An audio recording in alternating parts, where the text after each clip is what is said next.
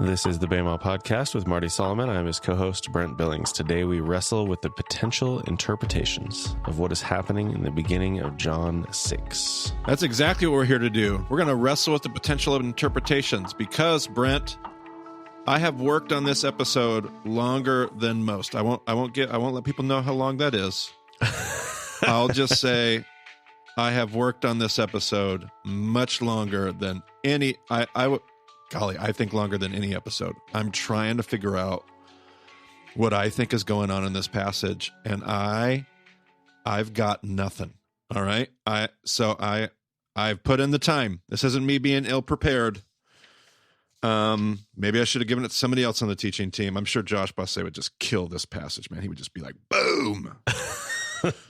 But here I am trying to be like, all right, Josh, I see you. I'm gonna put in my time, and I am just lost as can be. So here's what we got. I'm sure Josh reserves the right to come back and talk about this again later. So he'll be like, I'll fix that. I mean, I don't know. So when maybe that's we'll replace be. this episode. Don't hold your breath, but you may hear Josh on this passage at some point. Who knows? Oh, man, I don't even know. I'm sure you may not all hear it, but I will, and it will be glorious. And if it's real glorious, we will insist that I don't know what we'll do with our posting pattern, but we'll insist that he shares it with the rest of us. Hey, you know what? If the gospel writers can move things around in the timeline, I think we can move things around in the timeline. Speaking of which, I've never heard of a better segue. That's part of the problem in this passage. Okay, so let's talk about deep breaths, everybody. Let's talk about what we got in front of us. Okay, I have in front of me something that you don't ever typically see me ever work with. And it's definitely not a translation you ever see me quote. I hate this translation so much. I'm going to offend so many people. I have Thomas and Gundry's Harmony of the Gospels in front of me. All right. Now you can put that in the show notes, Brent. Do it. And here's why. Because we've talked at length in session 3 about why we weren't going to attempt to harmonize the Gospels because we don't think, and today's going to be a prime example of that. Prime example of why if you try to harmonize this, you are going to screw this up. Now, having said that, this is a prime example of why the Harmony of the Gospels can be so helpful and so useful. Because what the Harmony of the Gospels does, Thomas and Gundry's, it's one of 2 main ones that you'll see out there, is it's going to put, like this is, the story we're going to start off with here is the feeding of the 5,000. That is a story that shows up in all 4 Gospels, and that is a short list. I think there's less than a handful of stories that show up in all 4 Gospels. And so if I want to compare all four Gospels, the feeding of the 5,000, this harmony puts them all right next to each other so that I can just quickly reference all of those stories and see the differences and all that kind of stuff. Which for a given story, I think makes total sense. Absolutely. And is absolutely when I will pull out this Thomas and Gundry and love it to death. Okay, so we'll put that in the show notes. You can even put the other one. There's another one, Brent. Do you know what the other one is? The Harmony of the Gospels. There's a second one that people love to use. Yeah, I know which one you're talking about, but I haven't actually used it myself. All right. Well, he may find it and put that in the show notes too. Who knows? The frustration, one of many frustrations, is that it's in the NASB, the New American Standard Bible. Oh, my Thomas and Gundry is NIV. Oh, sweet mother of mercy. Why does this? Why?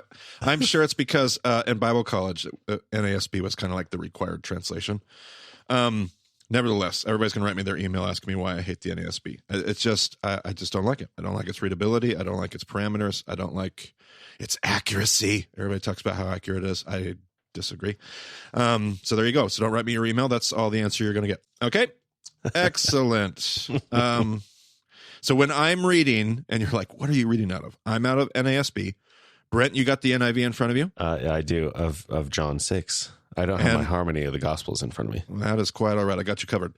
And you also have your NET, which we've been using a lot of recent, yes? Yep. All his wonderful footnotes there. Very, very helpful at times. We all have our Bible Gateway, should we need it. Our Blue Letter Bible, it's all in front of us. This is something I don't think we've ever done on an episode. I have no idea what I'm doing. We're going to workshop we'll see how long of a conversation this is, Brent. I don't know if it'll be like 2 hours long or if it'll be 20 minutes long, but let's workshop. My wife will make sure it's not 2 hours. Well, I can guarantee I love that. Okay, that's good. We're going to workshop what we got here, okay? And we're not going to come to a conclusion. Brent and I are going to workshop it, but we're not going to. I don't think so. I don't think we're going to tie everything up with a bow. I cannot.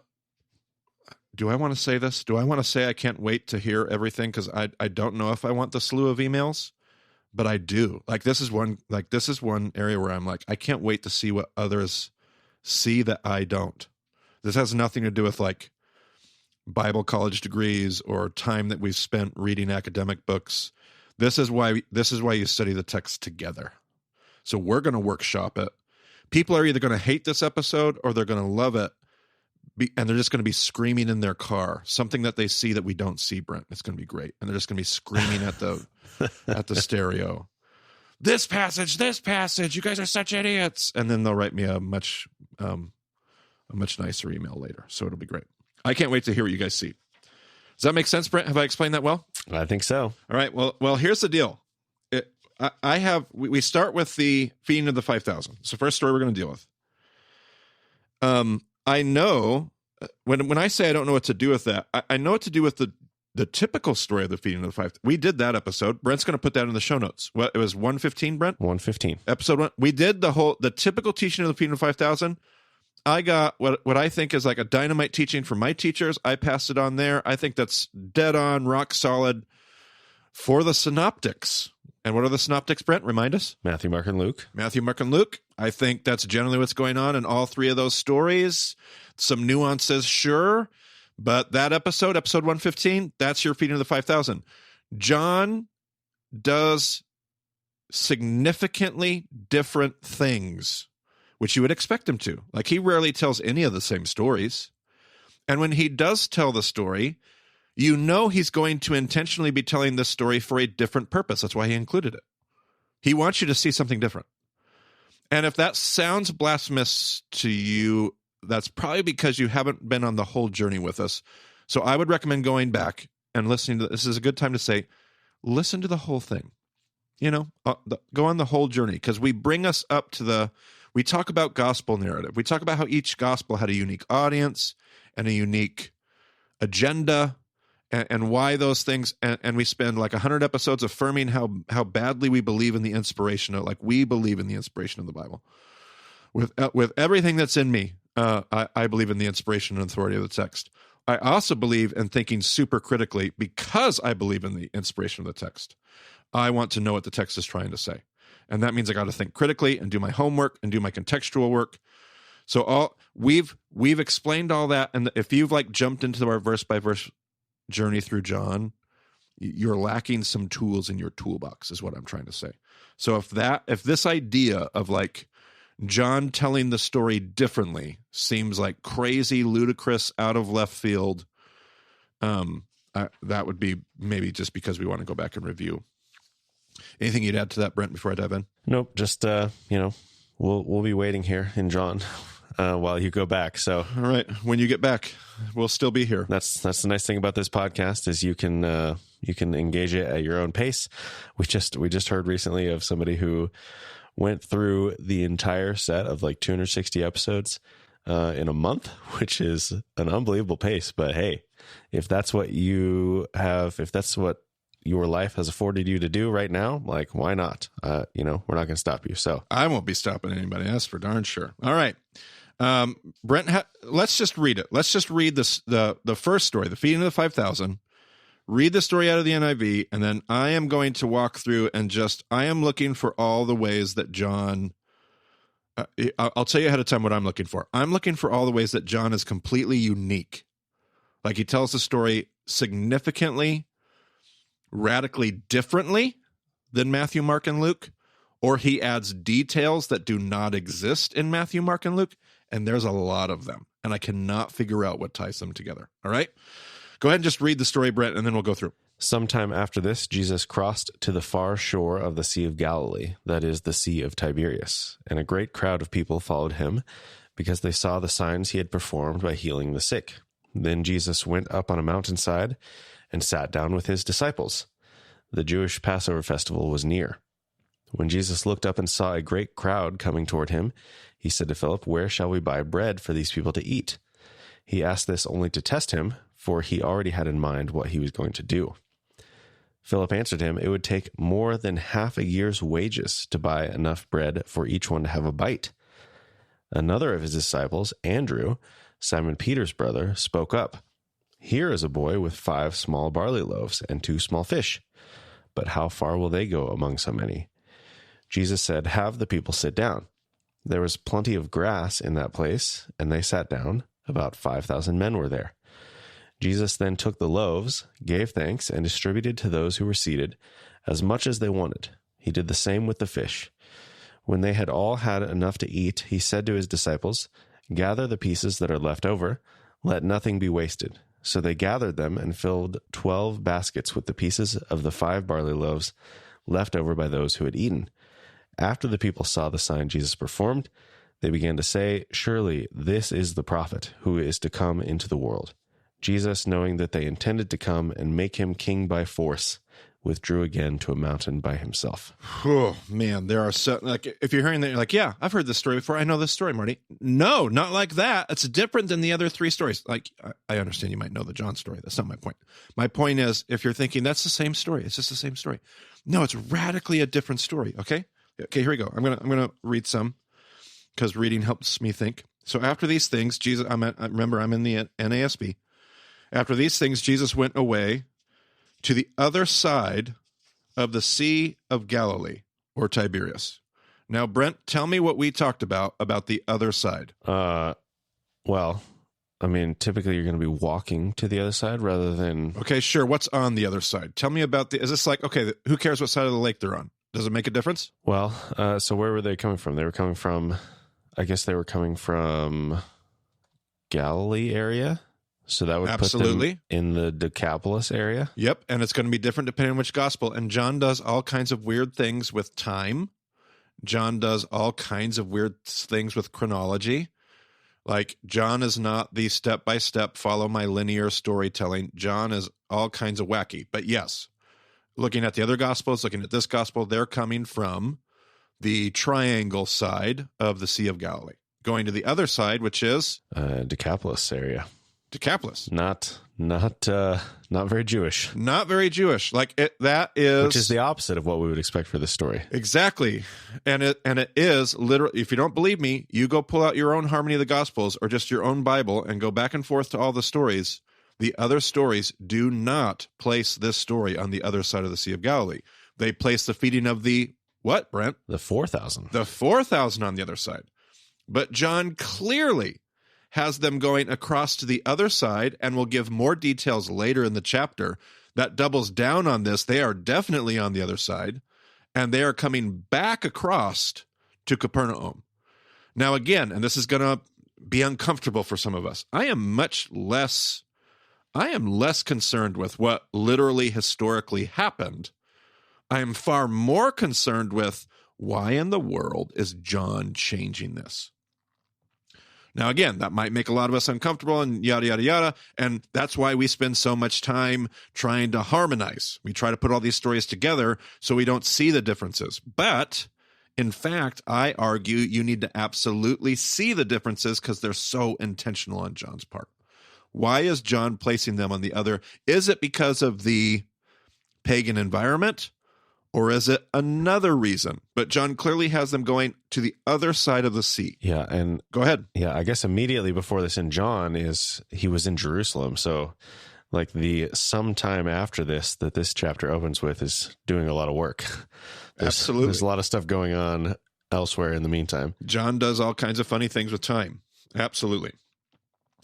And a great multitude was following him because they were seeing the signs which he was performing on those who were sick. All right.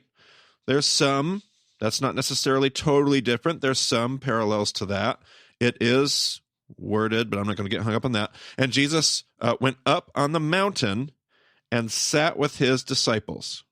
Do I see any other, does he go up on a mountain in Matthew here? No. I mean, he does in Matthew 5. That's like almost verbatim the beginning of the Sermon on the Mount. Yep, but not in the feeding of the 5,000, Matthew 14. It's not in Mark 6. I'm looking, making sure. Nope, it's not in Luke 9. So going up on a mountain is unique to John. All right.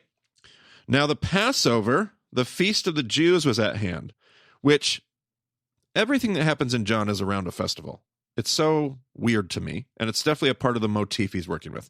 He's connecting the works of Jesus and the ministry of Jesus and the book of signs. This first half of John, the book of signs, it's often called, is connected to the festivals. The signs are connected to the festivals. It always, and there are definitely other stories. We'll see the Feast of Tabernacles here soon, and we'll see the Feast of Lights and of Dedication, Hanukkah. Like, we'll see other festivals, but it just always feels like every time I turn a page of John, it's Passover. It was just a few episodes ago in John 3 that Josh was pointing out. It was about what time, Brent? It was right after the meal, right after the Passover meal. Passover, and he thought it was Lyle Shemarim, and which I'm totally down with.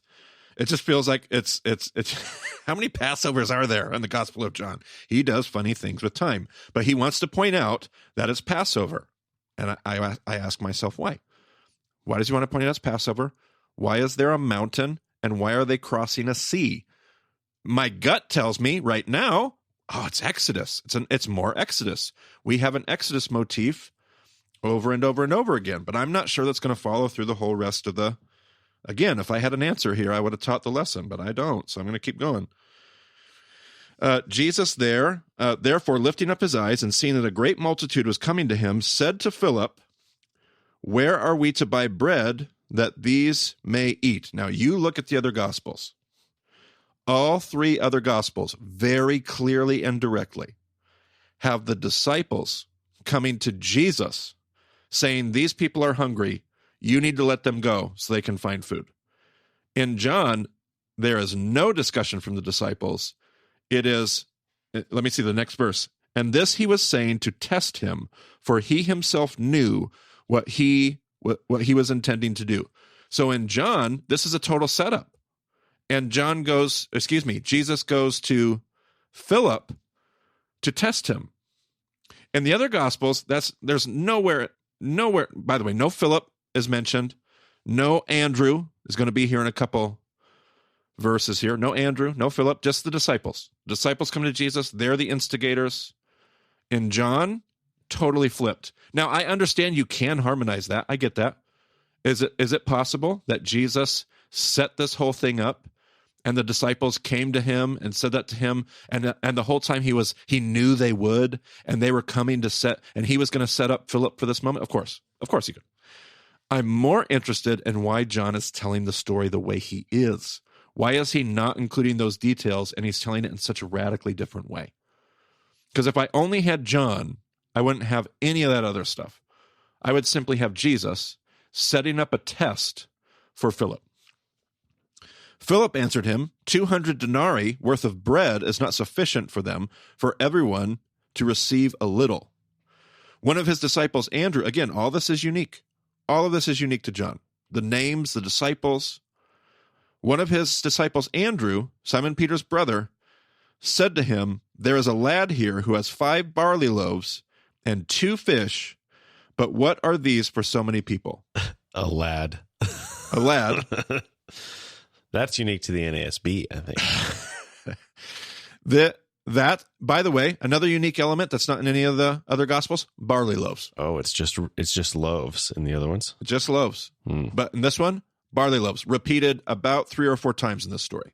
Barley loaves, barley loaves, barley loaves, barley loaves. Now you can look up the first mention of barley, Exodus 9, in the plagues. Is it Exodus? Is this more Exodus? I don't know. But then you look at one of the other mentions of barley loaves, and barley loaves shows up in the feeding of the 100 with the story of Elisha, Brent.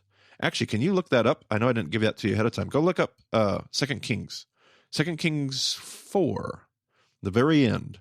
And let's just read this short little story of Elisha feeding the 100, and tell me it is not just strikingly parallel to what John is doing here. Okay, just three verses on this whole story.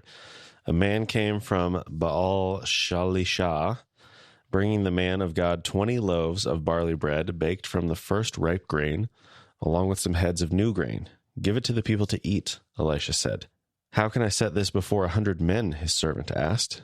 But Elisha answered, Give it to the people to eat, for this is what the Lord says. They will eat and have some left over. Then he set it before them, and they ate and had some left over, according to the word of the Lord. All right. Now, I think this may even play into next week's episode and the rest of John 6, but that feels very parallel to me. Do you feel some very similar themes in those three verses, Brent? I would hope so. Yeah. I mean, obviously, you've got barley loaves. You have a servant saying, like, what in the world are we going to do with this? Like, that's not going to work. And then you have, they're going to eat their fill. And wait, did it say have some left over? Yeah. No way. I did not even catch that the first time. Oh, my goodness gracious. Where does the Lord say that, though? Is that somewhere else in the text before this? Or is that just... I think that's just the prophet. Okay. Now, by the way, at the end of this story, what did the people say? I'm asking you to jump around, but this is relevant to me. At the end of the story, the people said... At the end of John? At the end of this story, John 6:14, when therefore the people saw the sign which he had performed, they said, This is of the truth the prophet who is to come into the world. And man, I get real thick vibes here that this is supposed to be connected to that story, but for the life of me, I cannot figure out why. Because I don't know why it would be a remez. I don't know what the drosh would be. It doesn't seem to fit because there's such thick Exodus references to me. I do not. Is there supposed to be a conversation between Elisha and Exodus? I can't wait to hear what people see but without a doubt, when I hear this, I think barley loaves, barley loaves. Between the barley loaves and the leftover, like, man, I don't know how you don't. Like, yeah. There's no question to me. I know, but I have no idea why. So Brent, you keep working on that. I don't know. And you're watching all the NET footnotes, so that means that nothing interesting is being said. I'm kidding, because I'm just like blowing through this and just asking Brent to keep up. All right. There is a lad here who has 5 barley loaves and 2 fish, but what are these so many people? Jesus said, have the people sit down. Now there was much grass in the place, so the people sat down in number about 5,000. Jesus therefore took the loaves, having given thanks, he distributed to those who were seated. Likewise also the fish, as much as they wanted. Nothing really is jumping out to me here. Pretty parallel to the others. I mean, there are some key differences that may be even significant, but nothing that's... Plenty of grass in that place. Is that an added detail in John? Somewhere he has them sit down on the grass. Grass is mentioned in the others, but plenty of grass, I think, is unique. Well, maybe not. Hold on. Recline on the green grass. Mark 6, and he commanded them all to recline by groups on the green grass. Matthew 14, and ordering the multitudes to recline on the grass. So yes. Okay. Grass is mentioned in all Gospels except for Luke. And when they were filled, he said to his disciples, gather up the leftover fragments, that nothing may be lost. I feel like nothing may be lost is a unique phrase to John. Looks like it is to me. I could be wrong. And so they gathered them up and filled 12 baskets with fragments from the 5 barley loaves, which were left over by those who had eaten. When therefore the people saw the sign which he had performed, they said, This is of a truth the prophet. I'm assuming that probably says in the NIV, truly this is the prophet who has come into the world. What does the NIV say there? Surely this is the prophet who is to come into the world. And then the NET footnote links it to Deuteronomy 18. Yeah, the second Moses passage, yep. Which, by the way, in the other Gospels, I would say absolutely. I'm getting like heavy Moses vibes in Matthew, Mark, and Luke. Absolutely. Jesus being the second Moses, especially going up on a mountain and getting and we talked about that in the episode that we linked in the show notes. 5 loaves, Torah, 2 fish, tablets, 7, complete law. Give it to God's people, 5,000. 12 baskets. There's more. When you let Jesus interpret the law and give it to you to give to others, there is more than enough to go around for all of God's people. I mean, I'm down with that. But in John, it feels different to me. Jesus, therefore, perceiving that they were intending to come and take him by force to make him king. This is unique, not mentioned in any other Gospels. This he knows that they come to make him. They have intentions to make him king. So what does that have to do? I'm like, golly, what? Elisha, like I'm trying to think of Elisha. I'm trying to think of like this whole, like I'm trying to think of Exodus. Like what in the world? Like part of it sounds like not the king part, but a little part of it sounds like golden calf. So I'm like, okay, is it the other side? I mean, they went to the other side of the sea. Like I keep going back between Elisha and Exodus.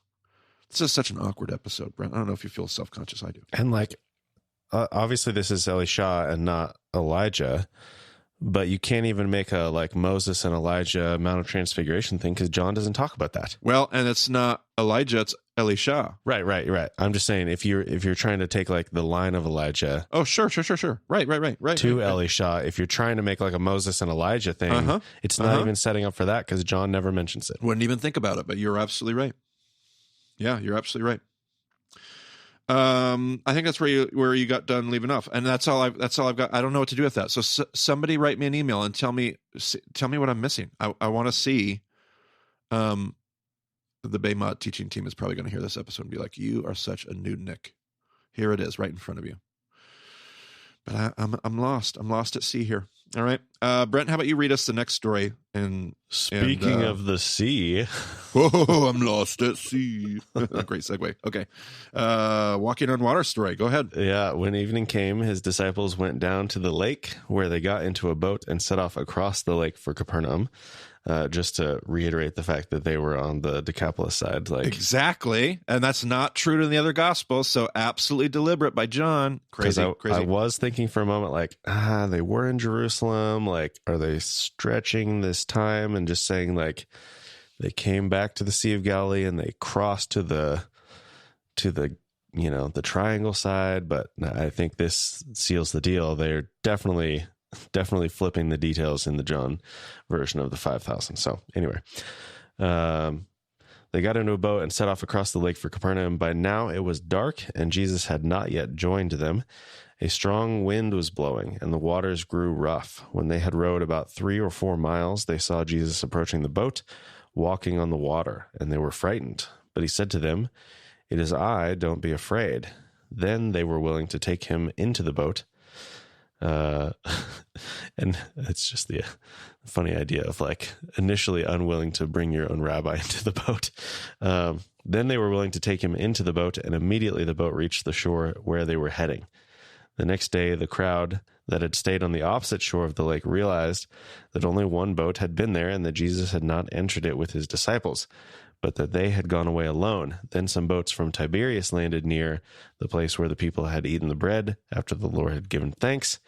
Once the crowd realized that neither Jesus nor his disciples were there, they got into the boats and went to Capernaum in search of Jesus. All right, we'll stop there. Those last 3 verses are technically a part of Reed and I are going to do an episode next week, and that's a part of next week's discussion, but I was actually going to ask you to read that, so I'm glad you did, because the whole conversation about boats is completely unique.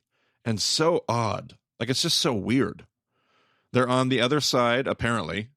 And I don't know why they would even be over there. But they're on the other side of the lake. And Jesus and his disciples leave over nightfall. And they wake up and they realize that he's gone because his boat's gone. Like, what is up with all these boats? Like, all these people all came over and, like, I just don't get it. And then all these boats come over from Tiberias. And apparently the crowd is just like, thanks for the boats. We're all taking them. It's just so weird. Like all the mention of boats. It's just so odd to me. I just do not know. And it's just a short telling of the walking on water. Let me go back here. Let's see. Brent, I want you to look up something in the NASB. Go ahead. Mm-hmm. Well, I was just going to say the note about how when Jesus got into the boat, they immediately reached the shore, and that feels like a very Mark style detail. Yep. Did you say there's an NET note there? I did not say that, and there is not, apparently. Okay, oddly enough. Oddly enough. I want you to look at, in Blue Letter Bible, will you look at verse 18? In the NASB it says, and the sea began to be stirred up. And I'm curious if it's the same phrase in John 5 where the angel stirs up the waters. Let's see. The sea arose, which is going to be Diagiro, something like that. All right. Let's see. Where does that appear? This is the only place it appears in the book of John. Oh, really? Wow. Okay. So no direct parallel there necessarily. And it was in that verse that isn't even in your early manuscripts to begin with. So when the evening came, go ahead. Yeah. Let's see. Let me just double check here. So in the other Gospels, it's used in Matthew, Mark, and Luke. And in all of those uses, it is a person waking up from sleep. Right. Okay. So in this case, it's the sea. But then it also appears a couple times in 2 Peter, and that is more of a stirring up your mind kind of sense. So yeah, not a lot of consistent usage here. But it only appears 7 times. Okay. Very interesting. Don't know if there's anything unique about the Septuagint usage, if it has any, but it's just fascinating. I don't know, because if you just take this story doesn't tell the Peter. Matthew is the only gospel writer that talks about Peter walking on water. It's relatively parallel outside of that to the other gospels. It's all the boat talk that is so interesting. Every time you say boat, I think of Bodie McBoatface. I don't know if you know that story. I don't. It's some like science ship that, I don't know, Denmark or something made, and they put it out to a public vote on what to name it. And the vote, I don't know, some people got together and they named it Bodie McBoatface. And they're like, yeah, we're not actually doing that, but. Right. Yep. Boats. Yeah. So there's no discussion in John. Like Matthew and Mark both make the point, like this whole walking on water thing would have made a whole lot of sense if they just learned the lesson of the feeding of the 5,000. John doesn't mention that at all. He simply says, when he said, it is I, do not be afraid, then they were willing to put him in the boat. It's different significantly than Matthew and Mark. Now, the whole rest of John 6 will be about loaves, bread of life. So maybe John's toying with the same kind of lesson, but it sure is going to be a long discourse and a whole lot different than the other discourse we have in the Synoptics. So I don't have any thunderous differences or observations in the walking on water portion. It's the feeding of the 5,000, which is it's so radically different to me. And I cannot figure out. And I'm gonna regret having everybody email, but I also want to know. Like I want to see what people see. We're gonna task the Bema listeners to figure out what you think John is doing. Is he drawing on Exodus? Is he drawing on Elisha? Something else? What is John is purposely? And he seems to, like, I want to say Exodus. I feel like everything before this has been Exodus. I feel like everything coming after this is Exodus. So I want to make it Exodus, but I can't figure out what the connection is. I mean, I see them going across the sea, and I think Red Sea, and then I see them wanting to come back, and I wonder, especially with the ensuing conversation we're going to talk about next week, is Jesus saying that they don't want to leave Egypt? Like he had that conversation with Nicodemus, you have to be born again.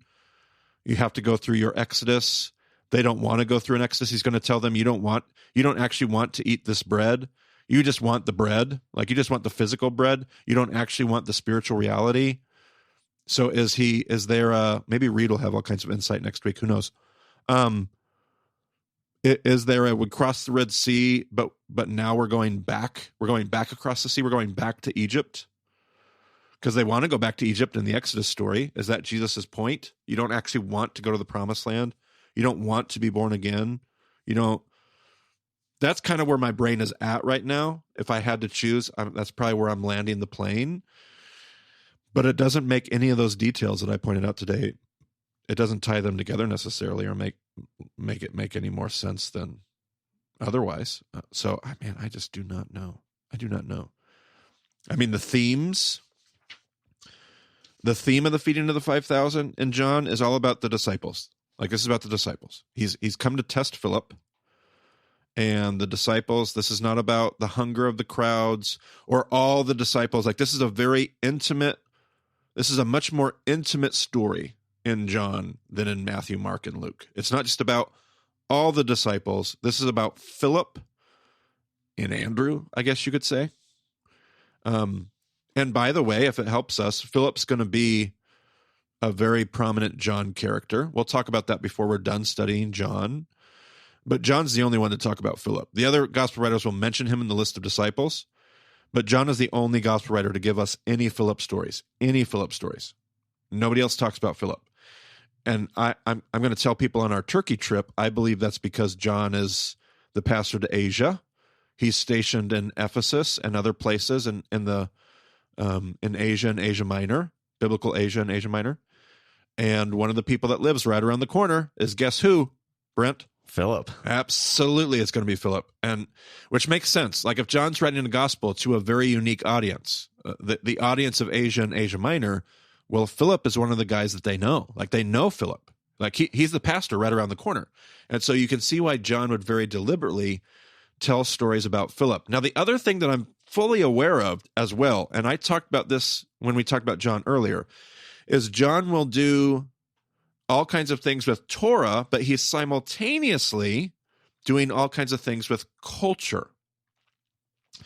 And it could be that all the answers to my questions lie in some culture I'm not picking up, some cultural reference that I am ignorant of. And if I had that, well, then it would become clear why John is shaping the narrative into that story to make a greater point to his Greco-Asian world that he's a part of. That would not surprise me at all. And then maybe the Eli Shaw reference even makes, like, that key connection could unlock everything, and I'm just unaware of it. I don't have anything in my sources. I looked through all my texts and my sources. Everything was just pretty much straight exegesis, not a whole lot of context, so nothing scratched that Pardes itch or any of those things. I don't know. You seen anything else that's interesting, Brent, before we just call this an awkward ending and get out of here? No, and I did check the Septuagint, and that word for the sea rising up, that word is not in the Old Testament at all. So, really? Fascinating. Nothing. Okay. Nothing there. Wow. Okay. Yeah, I don't know. And there, I don't even know. I have all these assumptions, but I don't have any answers. I will say this, as Brent peruses some footnotes and any other interesting thing that he's looking at, I will say that this is the challenge of a verse-by-verse journey, because there are still passages that I don't know. I've never, in all my I mean, I could preach a sermon if somebody assigned me this. I could come up with a sermon to preach on a Sunday. But as far as like thorough, deep, Bema-esque type study, there are stories in the Bible that I, in all my years of studying, and I have looked at them, and I've looked at them for a long time. I don't necessarily know exactly what to do with it. There are still those stories out there. And I love that what the Jewish tradition has taught me is to dance. Like, I dance because I dance for the day that I'll discover it. And I know that in the Western mind, we get so frustrated when we don't know what to do with it. And we feel like we're supposed to. And so we get angry with ourselves. We get angry with the process. And in the Jewish mind, you dance because that just means that there's more to discover. And someday when the time is right and God so chooses, he'll show you something new and you'll understand that story. And that will be an amazing day. And so we dance today for the day that's going to show up later. And you're just getting kind of a chance to see that. The verse by verse journey is always challenging because you run into these stories, and there's other hard chapters. John 6 is one of the most difficult chapters in the Gospels, I think, in my opinion. Reed and I have been working on next week's episode for a while as well. and it's no walk in the park. We're not going to have a whole bunch of answers. John 6 is difficult. Frankly, John 7 and John 8, there is this whole little stretch here in John where he has all of these discourses, and we tend to just kind of do a Peshat level exegesis of them, make a bunch of statements about Jesus's Christology, and it just totally ignores like the deeper motifs that we're like seeing and learning about now. And so that's what I want to get at. I want to get at like, what is John doing underneath it all? I don't want to give some surface. I want to get down deep where we've been taught there's gold in them there hills. Like I want to get down into that stuff. So, and I don't know on this. And I actually have no problem having an episode where I get to model that today. I don't know. And all my time that I've spent with John 6, and we're going to be in a little rough patch here as far as Marty's concerned, because John 7 and John 8, it's not going to be my, like, I love this about John, but it's not my strongest material. I'm like, man, what is that about? What is going on? John is deep. Like, John has some stuff. And so, yeah, there you go. Did you find anything, Brent, and all that? I tried to kill some time for you. What did you find? Just thinking of the chronology of John, there's one note that's just going back and forth on different scholarly debates that have been swirling around this story for some time, and it concludes with, no rearrangement can solve all the geographical and chronological problems in John. Yep, it's true. It's so true. Yep. Whatever he's doing is not meant to be unraveled into a simple chronological story. Like, it's just not, that's not what's happening here. So it has confounded scholars for centuries. Yep. And so I doubt that Brent and Marty on the Bayma podcast are going to like nail it down today. There we go. That was our pass. Yeah. I mean, I don't know. There's lots of little potential threads to follow, but certainly nothing that's going to break this open. I am so interested to read what others find. I will get most of your emails. Sometimes our contact form fails us. Just know I am likely not going to be able to respond. I may have to like make a commitment to myself. I'm not going to respond to any of them, or else I'm just going to not be emotionally healthy. But I am so interested to read what other people see. So I may not respond to these particular emails for this episode. When you write me, just put in the subject of the message, just put episode. What episode is this going to be, Brent? 265. Just put episode 265.